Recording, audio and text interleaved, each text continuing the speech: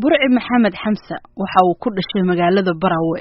waxa uu ku koray magaalada Muqdisho burci waxa uu ahaa aqoon-yahan wax ka bartay meelo kala duwan oo caalamka ah xildhibaan Cabdiraxmaan Xooj Jibriil oo ay dalka Kanada wada joogeen muddana ay arrimaha Soomaaliya ka soo wada shaqeeyeen ayaa ka waramaya taariikhdii waxbarasho iyo shaqo ee burci maxamed xamse الله نحرسه برعي حمزة صاحبان هين أنا أقانا دولي تونسونو إن حسد كني من مجال تورنتو جامعة دي أنا الآن سرعي ويقرن جبينا أصلاً شو جامعة ده سمرت إنه كسم ماجستير وإلى بيئة أما environmental studies ولي بقول كسم تسكيسي أما قرال كيسي كسم ماثريسكا سيدي لو يصيرها نمط الصومال لو يصيرها مركا وحادث الأمور إن أشوف سدينا نمط إن أرجع إذا صار يقولون هوتيل كي وعن كل يوم أرجع نحنوها تاريخيا كسر جيرا مجال البراوة لكن حملوا كوكوري جمال عبد الناصر بكبحي يقول والحلمة دي هذه مراكن كهذه مجال إلى لونج بيتش وقلت على كاليفورنيا أيوة جامعة عندي كسر لما يصير الحلمة دي مركو صار نقول بروفيسور وكنا نقول لا فولا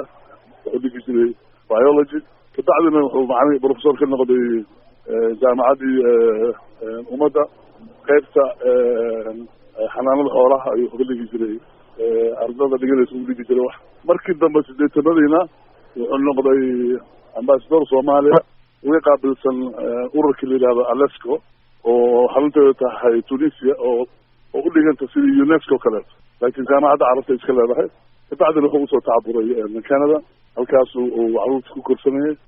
الله نحرسه برعي محمد حمسة وحاو سياسة الصومالية كسو جري تاني سنة كي لبدا كون وحونا كسو قبتي جاقوين كلا دوان او إلائي هير وزير أرمد دي بديد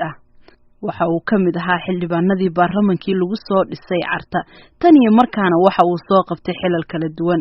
واكن حلبان حوش او اي بارلمان كوود جرين برعي او كورميا labadii kun markii carto soo dhisay dadkii carto wax ka soo dhisay ku jiray wuxuu noqday wasiirka arrimaha dibadda oo noqday dawladii ubraan safka ahaa Ali Khalid Galad Ali Khalid Galad oo ahaayeen saaxiib lilahay oo ahaayeen madaxweynaha uu ka ahaa Abdulqaasim intii dambe haddana intaas dawladda ku jiray wuxuu soo qabtay shaqooyin kala duwan buu soo qabtay wasiirnimada haddana xildhibaanna waa islaahin burci maxamed xamse ee banaxariistii jannaha ka waraabiyay waxa uu ka mid ahaa dadka aqoontooda iyo waaye aragnimadooda uu dalku baahida weyn u qabay waxaana qaar ka mid ah saaxiibadiisii ay soo wada shaqeeyeen ay ku tilmaameen in burci uu ahaa kayd aqooneed oo ka baxay Soomaalida waa tan xildhibaanad Caashe Xaaji Cilmi oo ka waramaysa ummadda Soomaaliyeed oo dhan waa uga tacsiinaya gaar ahaan baarlamaanka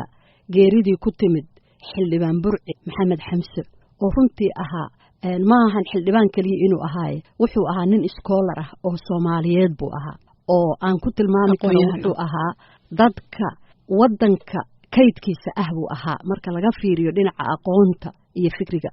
Allah u naxariistay burci maxamed xamse waxa uu ahaa aqoon-yahan aragti dheer isla markaana rajo badan ka qabay Soomaaliya oo cagaheeda isku taagtay inkastoo waqtigu aanu ku simin سفير علي سعيد فقي أي شرح يرجدي يهانكي والله أون حريسة برعي محمد حمسة كلها الصومالية برعي وحوها قف رونتي صومالي ما بيس عبدهاي ربي ودن كاس وحوين نوك خبطو قف ويلي اللي وسو شقي قرنكوها laga soo bilaabo waagi uu maaragtay waxbarashadii soo dhameystay oo Mareykanka ka soo noqday ilaa iyo hadda burci wuxuu ahaa nin wadanka u taagan wadanka u shaqeeya burci waxa aad uu isku mashquuliyay dhinaca beeyada maaragtay oo marar badan ka soo qabtay jagada wasiirnimo Allah u naxariistay burci waxa uu aad u daneen jiray arrimaha deegaanka ama bii'ada oo maanta dunida ka ah dhibaato ka taagan wuxuuna ka qayb galay kulamo badan oo caalami ah oo arrimahaasi la xiriira isagoo aadna ugu heelana in Soomaaliya ay qayb ka noqoto dadaalka loogu jiro badbaadinta deegaanka maadaama Soomaaliya ay ka dhuntay 12 sano soo dhaafay foorumada ama international kala sugu yimaado ama shuruucda inay aysan saxiixin intii Soomaaliya joogay aad isugu mashquulay inay Soomaaliya ay saxiixda shuruucda caalamiga ah oo khusayso beeyada ama environment-ka Montreal dorsana kor sidoo uga qayb galay oo ahaa inuu ku saxiixo ay dowladda Soomaaliya u saxiixay waxa la yiraahdo Convention on Biodiversity ama dhirta iyo xoolaha sidii isuguna noolaan lahaayeen bay-adda. hadda sanad ka hor wuxuu uga qayb galay, horena uga sii qayb galay waxaan la yidhaahdo COP15 ama shirkii oo looga hadlaayay isbedelka cimilada ama climate change oo ka socodka markiisa horota